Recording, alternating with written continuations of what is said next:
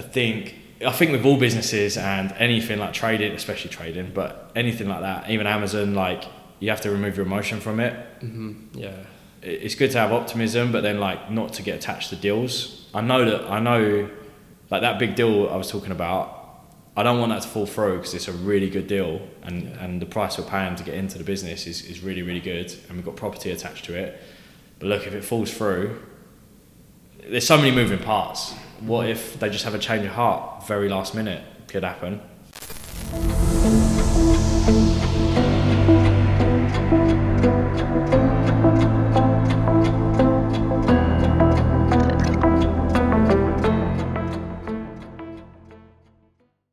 So welcome back, guys, to another episode of Visionation Success Stories podcast. So today my guest here is Mike.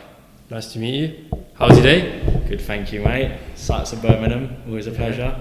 With the Prince of YPS. Of course.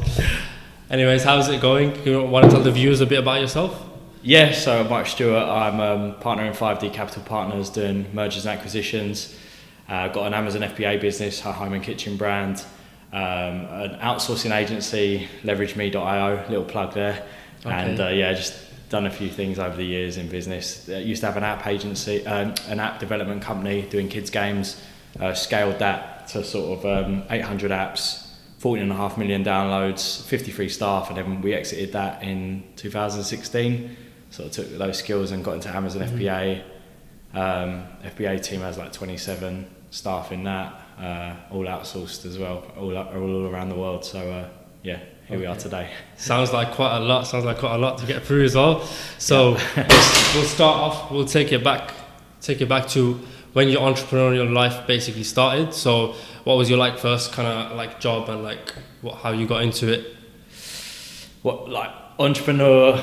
Yeah. First inklings of anything, or? Yeah, I suppose, yeah, first inkling. So when you first knew, okay, yeah, I'm going to be an entrepreneur. To be fair, I didn't realise this, but my dad was putting stuff into me when I was young, and he encouraged me in business. I didn't realise till probably more recently, and I took this because obviously I've got a little one as well, so he said, oh, you're good at that, and things like that, encouraging, I used to play football manager games and be like, oh, you make money on that, and it was encouragement though, and it gave me confidence, I guess. So, and then I guess teenager, me and my mate, we used to buy so our school went healthy with food, yeah. So we buy McCoy's crisps in the pound shop, a big 16 bag thing, and sell them for 50p. And when you make what's that, £7 profit on a day, and you're a kid, that's great. But then moving forward, I got, obviously when I was 18, got a job, didn't go to uni. I got into uni, and then I just thought it's going to be quicker. I actually got into uni with accountancy, and then I deferred it, or whatever you call it, for a year. Got a job doing accountancy, and then it was a great company. Took a lot from the boss there. She was a really, really good boss, really lively, proper character. To be honest with you, it was a bit like Wolf of Wall Street in that in that business. It was a great business though, but I just one day said, I'm going to make money online. I had no plan. I was 18, 19 or something like that. I handed in my notice, and I feel a bit bad now, but the boss, my sort of direct boss, Cindy, was like, oh, okay. I was like, sorry, they offered me more money. She was like, do you want to go? I was like, yeah. She goes, oh, okay, you're going to work your notice a month. I was like, no, I'm going to go now. But I didn't mean it horribly. I really liked everyone there. I didn't mean it horribly. I was just like, no, I'm going to go now. And I walked home, told my mum that I quit and I was going to make money online. No plan, honestly nothing. And this is stupid, by the way, but I don't advise this.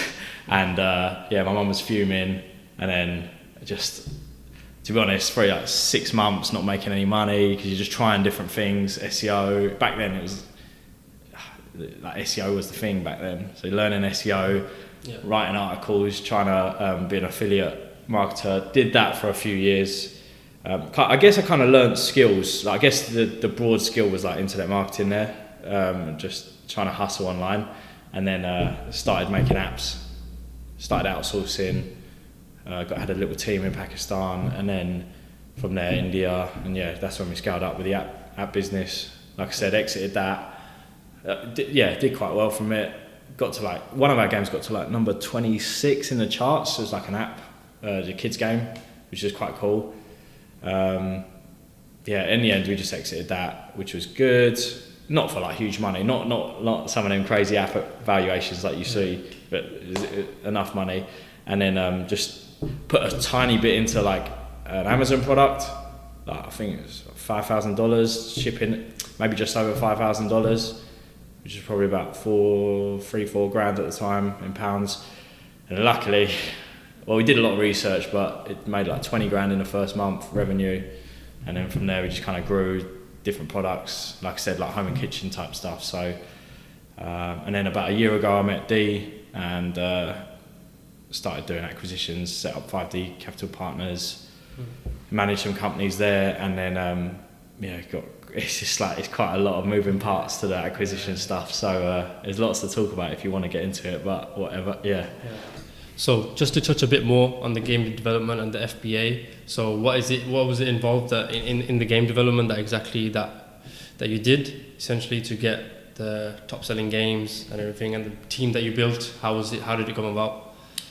It happened gradually over time. We met a guy from Pakistan on it used to be called Elance, but it's now called Upwork. You know Upwork? Yeah. So it used to be called Elance. So we met him on Elance. He was kind of starting out, developer, and we were like, we didn't have much money, so it was like, we need to make games for cheap, but he was starting out, so it was a bit of a match. And he started hiring in Pakistan around him, so he started building his team as we grew. Just kids games, like a lot of tap games and stuff. To be honest with you, it was the Wild West back then. I was quite young. I can't remember how old I was, young 20s or whatever. I didn't realise what an opportunity that was. Yeah. So like, it was a gold mine. You could put up any app. To be honest, you're better off just getting something up and then putting adverts on it, and you'd make money from that. And unfortunately, back then, we always wanted to make good games. We did a few good games, right? Well, some big games. The return on the money spent on them wasn't that good. Whereas when we did the cheap games, so we had a lightsaber app. Just turn on the lightsaber, just put adverts on it. It was $40 to make, and it would make like 40 grand a year. Okay. So like we did a few of them, but unfortunately back then the rubbish ones, because they were cheap, you would just return your money. Whereas the big ones spent like some money on it. It's harder to make money from, because you have to make more money to repay the cost of it. But anyway, we just scaled up from there, got good systems in place. I was thinking about this on the train up here actually. Not that I didn't know how to develop apps or do graphics or anything, but again, that's the point of having a team and outsourcing, etc. So, but at the same time, you do kind of teach them what you want, even though you're not physically teaching them how to code. Yeah, it sounds a bit arrogant, but you're sort of like, well, they're the developer, so you're sort of like, we want this. Can you make this? And they're sort of like, no, we don't know how to do it. We're like, well, we need to make, in a nice way, we need this, so can you figure it out? But because he knew we were going at scale, it's worth him teaching his team, figuring it out, learning for a month. And then you're like, right, we've got this code down, a certain type of game, then you reskin it basically. So like, it might be like a long time ago, but it might be like some sort of zombies and aliens game, just a certain type of game. But then you'd skin that, make it like cowboy game. And then like different themes, like I don't know, then pets and stuff. So just targeting different not markets, but what people used to search and things. But so just scaled like that really. The cheaper the better, the quicker, unfortunately. What was your best selling game or most popular game? Probably Lightsaber. Lightsaber. Okay. Yeah. Was it from the ads? Getting a lot of clicks. Yeah, I think it was a Lightsaber. Over time, it was a Lightsaber. We did have some that like might have a shelf life of like 1 to 3 months, and we'd just kill it, but then like just drop down and plateau, and then some would stick for a long time. And the Lightsaber just always did. Yeah. Is there a reason like you exited that kind of market, that you wanted to get out of it, or? To be fair, it was getting harder because the App Store was tightening up on things. Like I said, it was a Wild West. So what used to happen? Keywords, you just put in like any game, like Family Guy. It's popular things, Family Guy, The Simpsons, football. Do you know what I mean? But now that they started tightening up, so it had to be related to the app. It was just getting harder, more competition. They changed the algorithms of the App Store, so like it was just getting harder. You needed a team behind you. So we just thought, look, now's the time to sell. We're doing good at our peak, and then let's sell, basically. Yeah. Okay. Okay. Yeah. So how did you manage to get into the FBA then? How was that for you? Getting into that and then scaling to 6-7 figures, was it? Yeah. So I think we just got. So when you're like, I call it internet marketing. When I was in that space, there was like themes. Then people started making out. I have to explain it. Yeah, there's like common themes. I don't know what the theme would be in a minute. Or like recently, it's been crypto, so it's always a theme. So then that's the app. The app thing was a theme, and then it became FBA was a theme because you're on people's like mailing list who make money. Mm-hmm. So then they're like, when you follow good people as well, and on their list, and they're kind of telling the truth to some degree. You're like, okay, I trust this guy. There's a guy called Trey Smith. He's actually doing this. You know, he's very transparent. He's like, guys, and then he'll sell a course. And then you kind of buy into that, I guess. You kind of got sold a course, and then we're like, oh, let's give this a go. And I mean, if it didn't work, I probably would have just not bothered again. But yeah, luckily we made it work. So just the course we bought at the end of the day. Okay. Yeah. So how what would you say if someone watching now, if they're doing FBA, like how did you manage to scale like so much? Essentially time. Okay. Time and cash flow. Because you see a lot of the things on Instagram make thousands, put in £300 and make thousands. Well, yeah, I did a seminar thing on it. It's not reality. Like a reasonable time to get products out is 9 months, in my opinion. Maybe like super quick 4 months. I mean, that's if you know what you're doing. Super quick and everything goes right for you. Imagine you get samples back from suppliers and they're not right, which always happens, you know. Yeah. So you got just delays and shipping. Well, shipping could be 2.5 months sometimes. So and you're cash flowing it from the start, if that makes sense. Okay. So it's not all that Instagram stuff you see. Not 4 hours a week. No, it's none of that. It's none of that. So the thing that interests me most actually is the outsourcing. So the VAs that you've hired and you're hiring and then finding for other people. How's that been for you? And what's the most important aspect in finding a VA? Just vetting them. Like what I do is give them a load of subtle tests along the way. Nothing like too heavy, just little code words in the job post. Just trial them as well. Mm-hmm. Hubstaff. Do you guys use Hubstaff? That's the one for the hours, right? Yeah. Like you have to use that because so many of my Amazon friends, like they don't know what their VA does. Yeah. And then they're probably doing like 2 hours work a day and invoicing them for 8 because they're not using Hubstaff. So just little things like that. Yeah, you definitely got to vet them. Video calls, trials. Can you do this? How long does it take you? So what I do is I trial them all in a Skype group. I might put like 8 of them in there who I've been interviewing. Yeah. Put them all in a Skype group and say, "Hi guys, we're hiring for 2 positions." Like I know it sounds a bit harsh, but then it's like what I'm looking for as well is like culture. If someone asks a question in that group and then someone helps, I think that's who I want in my team personally. Because I like a good culture because it's quite lonely online if you're talking to people from the other side of the world. So I like to create a nice group interview. Yeah. So and then whoever's the best, because you can see whoever's done the most work that day is the best, and accurately. Is the best, so that's your hire basically. Okay. There's loads of little tips to be fair.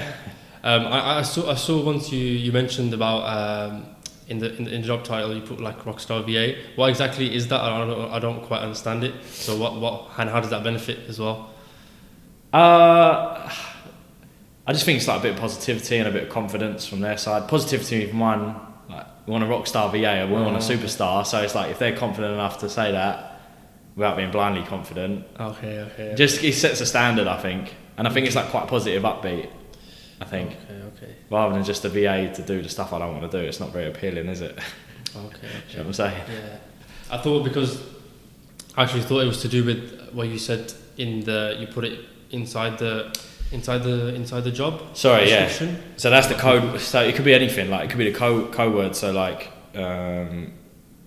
I just put a code word in the actual description. So somewhere randomly, I'll just say like, apply with the subject line, whatever the code word is. I might do something like fun VA or like superstar VA or whatever the thing is. Excellent video editor.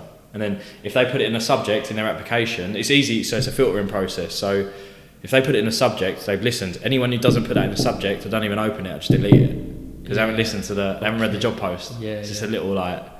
That's what I mean about these little tests along the way. Yeah. Yeah. So in terms of VAs themselves and outsourcing, how do you think that benefits any kind of business? What's like the real benefits of that? I think you can scale, get rid of your time. So depending on, I know you Adam and Andy have all got different skill sets, but you guys focus on what you're good at rather than, there's no disrespect, but like doing admin takes you X amount of hours a day. Yeah. They can do that. Or like you guys got one for your customer service now, right? That was yeah. So I was that being new on the calls, having to facilitate it. So it's like, if you look at that and then look, it might take a week, 2 weeks, a month to train them, which is annoying because you're still having to do it. But you train them, you think you haven't got to do that again for the rest of the year. So you're saving yourself 11 months there in a year, and then moving forward, that's the idea. And then you can get another one and get rid of something else. So with my Amazon business, I've just removed myself at every level. But there's always stuff to do, obviously. But then once you get good at that, you might get another VA in, or I say VAs, there's some skilled staff as well. Like some of our designers and video editors are class, like they're proper good. So like CAD designers designing like lockets on like certain products, and it will actually work because they understand how the mechanism works. I don't, so I'm like, how do we make this lid work, for example? And so there are some skilled people there basically. Okay, so what other kind of like skilled posts are they? So obviously I know for myself, we just had like the customer assistant and just like basic admin work, and then obviously you just mentioned now like the video editor and like CAD design and stuff. Yeah. What other stuff is it like ranged to? Is there a lot of variance in it? With other VAs, you mean? Yeah. Like, I mean, just whatever's in your business. So our main thing in Amazon is product research. That takes the most time and is the most important thing. And I find it quite boring. Like if I'm just, because it's a lot of spreadsheets, a lot of data.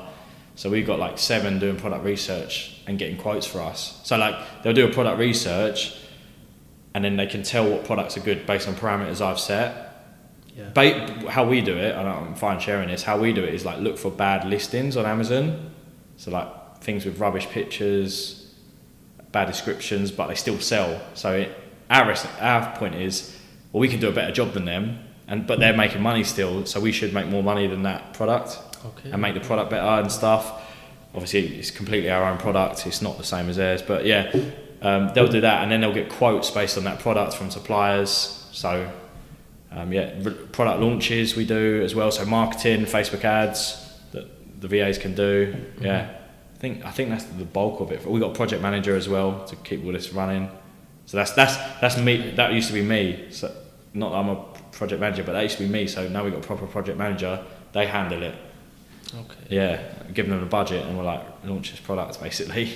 So in terms of VAs, what is the benefit of hiring a VA rather than hiring someone in this country, or hiring abroad in the Philippines? It's cheaper. Okay. Main thing. To be honest, the other main thing, I think they work harder and better. I'm more grateful for a job. Personally, my experience. We've hired in the UK, hired someone who used to work for Sega and our games. It's very expensive. Okay. Yeah, did graphics and editing. She was good, to be fair, but it's expensive, man. It's proper expensive, and we got this team in Pakistan doing great work as well. So, and to be honest, they were more flexible with what they could do. I don't know. So and we had office staff and things before. Look, sometimes you need it. Like I'm not saying that you guys will need front-facing people here. Yeah, you will, because that's your industry. But paying like what minimum was it, $2,000 a month, $3,000, $4,000 a month versus like VAs could be like £500 a month. Yeah, and I think they work harder than normal UK staff. That's what I think. Yeah. To be honest, I tend to agree because their quality of life is probably not as good. I mean, it's not bad, but compared to obviously the UK, it's a Western country, so it is going to be a little bit not as good basically. So. Well, yeah, I mean, a bit of a deep topic, but I think like customer service here in the UK, I just don't think it's just gone down the pan. I just find it like customer service is so bad now.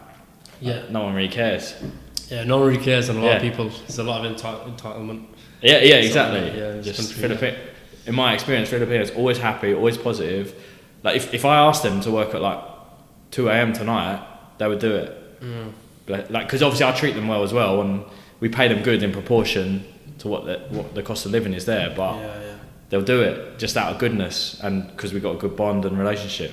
So you couldn't do that with UK staff. They'd want triple pay and probably wouldn't do it, probably wouldn't be bothered. So that's just my experience anyway. Yeah, that's quite interesting that you touched on that, their cost of living, you're paying more than the cost of living, so it actually benefits them rather than them working their corporate job in their country and working as a VA for you, and you treat them and you give them like good hours or whatever, good pay, etc. Well, to put it in perspective, I guess, so like one lady we hired, she used to be on, this is like years ago, so it's probably changed now, but she used to be on $1 an hour working for the government, used to work 12 hours a day, treated like absolute rubbish. She comes to work for us. Like I don't care about, I don't need to, you guys have set hours, but I don't care what hours you do. So she's got a kid, so it's like she can work 4 hours in the morning if she wants to, and then 4 hours late at night, just for argument's sake. I don't care, because we've got hub staff, I don't care if it's an hour on, an hour off, because we're tracking the time. So it fits around her life, and she can be there for her kid, single mum. And then now she's getting $4 an hour, 4 times the salary, which is, I think, about right for a VA, personally. So like she's kind of living a dream, and actually a VA is quite a prestigious job now because it's well paid. So it used to not be. So now it's like, oh, I'm a VA. That's what I've experienced. And I saw something a while ago. Again, this was a few years old now, so it's probably just because everything's more expensive now. But I looked up a penthouse in Manila. It's like one of the biggest, probably the biggest city there, and it was like $63 a month. But this was a few years ago, so I don't know what it is now. You can look it up. Just say it's $200. But a penthouse, like, it was nice. Not like a penthouse here, not like in this building, but no, but it was like decent, So yeah. Okay.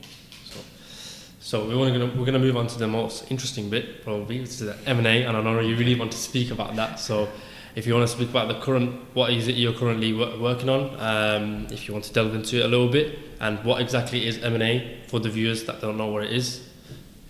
Yeah, sure. So basically purchasing businesses, there's so many ways you can do it. With how the deal structure works, there's a lot of moving parts, to be honest. It's quite a lot to cover, but different types of finance options, investors, your own money, etc., whatever you want to do. And then obviously moving parts, depends what the person wants to sell for as well. So like a lot of people want a lot of money for the business, but then you've got to think how quick the money returns. So we shoot for like 3 years. We want our money to return if the business stayed the same. That's what we do. Yeah. But obviously, like, big companies will understand that, like, hundreds of millions, billions will understand like what exactly they can do and how they can project how quick they'll return their money based on what they do. But we just look at it as like a black and white thing. So yeah, basically purchasing businesses is the short of it. Working on at the minute, we've got a lot of deals on the table. Again, I used VAs for like lead gen and things, and kind of created my own system. We got because a lot of the things are under NDA, so I can't say what the business is, the industry. I just don't want to. But we got a big deal in America that's going on at the minute. A lot of moving parts. I think it's in place. It just needs to get all the legal works done. We've got 2 other deals at the minute. One has signed a heads of terms, and the other one is going through due diligence right now. So I expect it to be done. I might even check my email after this. It might be done, basically. Okay. Yeah. So with this M&A stuff, so you're looking to go into the business and get a return on investment on it, or is it that you might have like an interest in the business itself and you want to actually like run it? Like, can it be either of it, or does it not matter? Like, it depends. So the one in America, large business doing 27 million a year. So I want to be involved in that. Because I've got a few good ideas. They've never done any marketing either. So obviously my background's marketing, e-commerce. So like it's kind of a fit. Obviously with the other guys, Dee and Craig as well. Craig's again, just thinking about what I can say, but Craig's in biotech and scaled and sold company there. So he's a very smart guy, and obviously Dee's got loads of businesses and manages a lot of businesses. He's got great business experience himself. I think we can really improve it. Like I said, no marketing. just word of mouth. So they've scaled it to that, and that's quite common with a lot of businesses that I've found. Oh, if you did some marketing, you could do more. But so there's plenty of opportunity. So what's the example like deal structure for M&A? So like what would it be for the first step to acquiring the business at the end? Obviously you got to do lead gen now. That can look in a number of ways. It doesn't really matter. There's no real right answer. I used to send letters out as well, just letters to businesses, just offering them to buy them. Call this number. It's quite effective. We do a lot of stuff. You can just use LinkedIn, Facebook, whatever you can just find, because contact businesses anyway. It doesn't really matter, does it?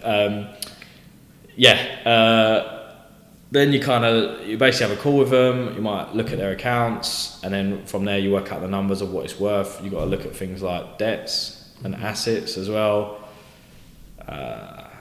Profit, obviously. Profit's the easiest thing. And think what's a fair deal. You want a good deal, obviously. Yeah. You don't want to overpay, but they want a lot for their business, because it might be their retirement. So you got to meet in the middle, perhaps, or just negotiation.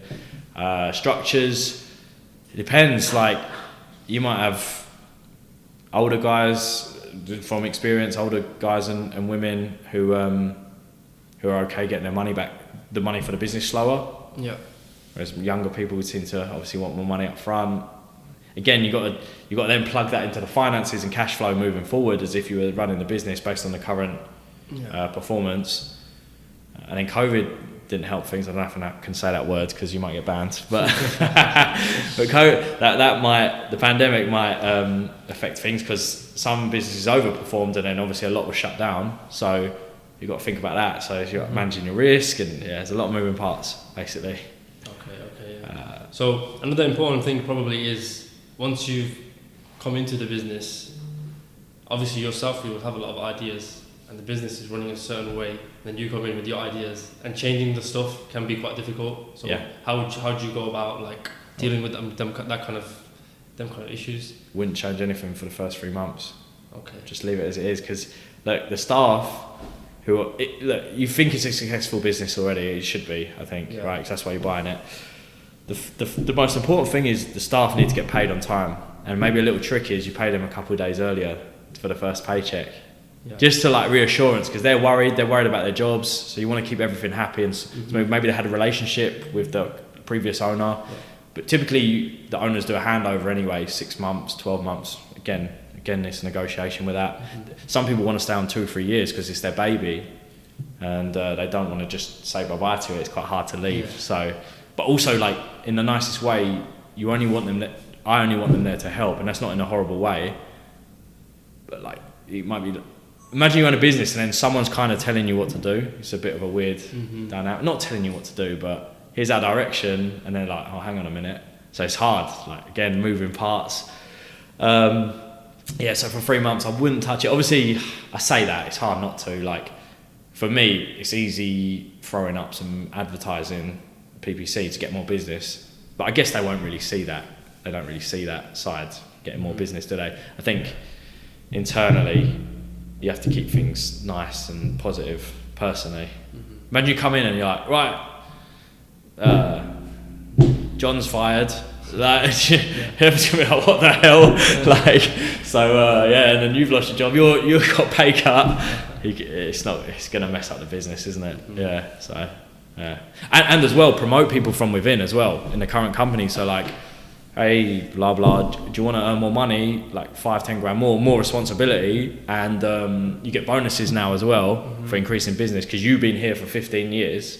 There's no better person to step up, to come into the. No, I say come in to step up in the business than that, rather than external. So that's what I think anyway. So it could be like a rejuvenation for them. Kind of thing as well, like they had a previous owner, and like now they get a bonus, and then gives them more motivation. Depending on how the old director was, I don't know, maybe he was stuck in his ways, and someone from under him is younger and like, I want to do this, and the boss is like, no, like, we're doing it this way. So you might give them a chance to shine as well. Do you know what I mean? Okay. Like from under them, and be like, you can have a more senior role. Who's not happy with that? I don't know. Like, I just, like you said, a rejuvenation. Yeah. I think another thing is it seems to be like the hot topic at the minute, and I think, look, I'm not the expert in it in the slightest, but I think with all businesses and anything like trading, especially trading, but anything like that, even Amazon, like you have to remove your emotion from it. Yeah. It's good to have optimism, but then like not to get attached to deals. I know like that big deal I was talking about, I don't want that to fall through because it's a really good deal, and the price we're paying to get into the business is really, really good, and we've got property attached to it. But look, if it falls through, there's so many moving parts. What if they just have a change of heart very last minute? Could happen. Yeah. Something changing their personal life. I don't know. Yeah. So like, not to get attached, because I've seen people have good deals on the table and life changing, and then it falls out of bed for maybe the seller doesn't even get back to them. Yeah. And then it's like distraught, but it's the name of the game, and for me it's a numbers game. And to be honest, I think everything I've done in my life, business life, that I've been good at, it's a numbers game personally. I don't know if sometimes I'm quite an intense person, hence all the tattoos. Yeah. But like in business, I'm like, Amazon, more products, the apps, 800 apps. Yeah. Just like boom, boom, come on. If it falls through, then you know there's going to be another one coming in. Exactly. There'll be a bit bigger, maybe better opportunity. Exactly. Well, that's the importance of deal flow. Like we just got one through the other day. They got £10 million worth of property attached to it. Yeah. And it's a great business. So it's like, oh wow, that came out of nowhere. I had one, literally, the broker just rang. I saw a missed call. We can buy the business for £1, basically. But they have debts on the old company, but they're going to liquidate that company, and we can just come in with a new. She's just had enough. She's quite a wealthy lady. She's just kind of like, have it. I don't want anything to do with it, which is a steal for us. Yeah. So yeah, we'll see. Yeah. Okay. So moving on to, so you mentioned about the emotion, which kind of links on to, the M&As, like taking on a business can cause a lot of stress and a lot of time consuming and everything. Obviously, I know you got a little kid as well, you got a family. So how do you manage to balance all that out, and then also get to these investor meetings and get to this and get to that, and then be there for your little kid? That's a really good question. For me,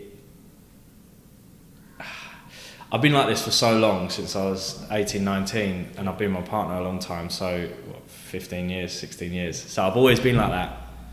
So, she knows it's like my dreams as well for the family, and she knows like the payoff should be good, so she's always supporting me. So partner is important, and equally like, I'd support her if she does she's doing her own thing as well, so she understands it. But it's hard. I think it's a good question, man, because I don't know, do you believe in like work-life balance and all that stuff, or like that's the in topic, isn't it? I mean, I guess it depends on what you're trying to get towards.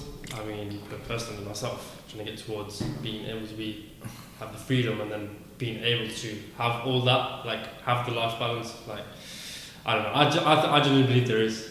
You do? Yeah. Okay. I genuinely believe there is, but as people say, like, it can be a mixture. Like, you could be, for example, you're going to meetings across the world, for example, traveling, but you could be there with your family, kind of thing. So you're still spending time with them. Yeah.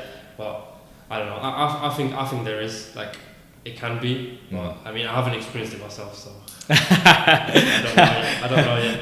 I appreciate that honesty. Yeah, it's a tricky one, man. I think it sounds cheesy. I think it's whatever's right for you. And obviously, things change in your life. Look, I'll be honest with you. Like, I weren't working out. Like, I've only just started working out again. Like, for 2-3 months, I didn't work out, and I was eating rubbish, and because I was so focused on business, and obviously, and then I was like, so this is what I'm saying. Then I was weighing up. Like, for me, the best time would be gym in the morning, but then that's an hour away from my kid. So I was just kind of like, before he goes school at 4 or 5, whatever it is, like proper school. He goes nursery, but 4 or 5, so he'll be gone at 7:30. That, I think. So I was looking at it like, I've only got 4 or 5 years of this, neglecting my health a little bit. 4 or 5 years neglecting my health a little bit to spend an extra hour a day with him. Yeah. I was just like, that's fine. I'm okay with that. But then, to be fair, it was too long of not looking after my health. So now I've got back into health, and I get up early now. That's the way I had to do it. So then you're sacrificing your sleep a bit, So it's this work-life balance, like something's got to give. You can't, I don't think, I don't know, unless you're like minted and you're just doing this for fun, I think that's the only way you can have work-life balance. Health, family, personally. But again, like family might not mean nothing to certain people, which is fine. If it just doesn't, maybe you don't have much family, and then I don't know, or like health's a massive thing, or business isn't a massive thing. Maybe you just, no disrespect, 9 to 5, and you've got your set hours, working out, family, which is fine. It's quite nice to be quite rigid, but as you know, entrepreneurship goes in late into the nights, doesn't it? I mean, if that is that what you're not trying to get like towards? So you wanna have the work-life balance, or you don't like? Because I mean, obviously you would want to spend time with your child growing up and everything, and being there, like. But at the same time, you want to do M&A stuff, and you want to do this, and you want to do that. So it's hard, but I mean, long term, do you see yourself like? But that's what you weigh up as well. But then what takes a back seat then? For me, it's health. It is health, unfortunately. I do, like, don't get me wrong, like I play a bit of football, do a bit of gym, not like boom, health, like, you know, when people are like mad on health, I'm definitely not doing that. So like, that's a sacrifice. But then, I don't know, man.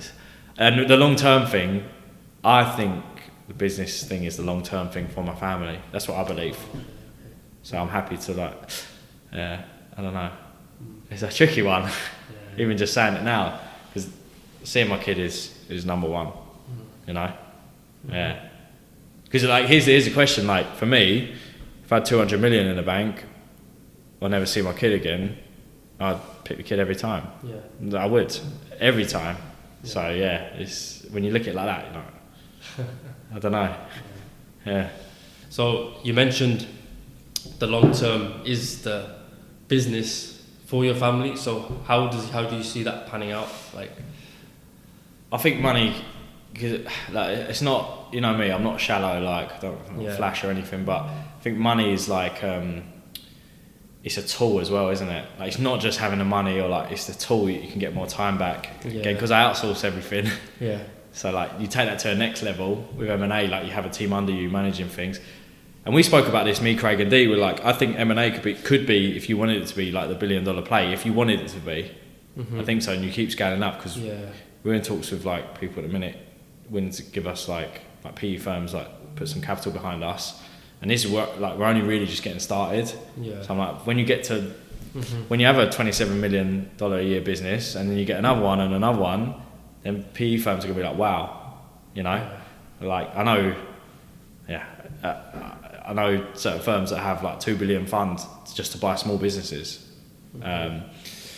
So the long term, my logic, I don't know, like, not time is money, but I think you can leverage money to see your family more and do more things with your family, have more experiences, make your life easier, convenience. Dee talks about it, convenience.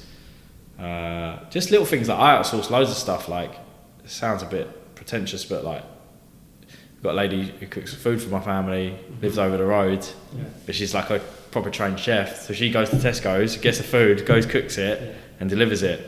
But like, otherwise I've got to spend, or me and my missus got to spend like a few hours doing that, a few times a week. And I know it sounds bad, like I don't mean to sound like a pretentious doing that, but if you're trying to make more money and calculate what your hourly wages, I don't know, I think it's worth it.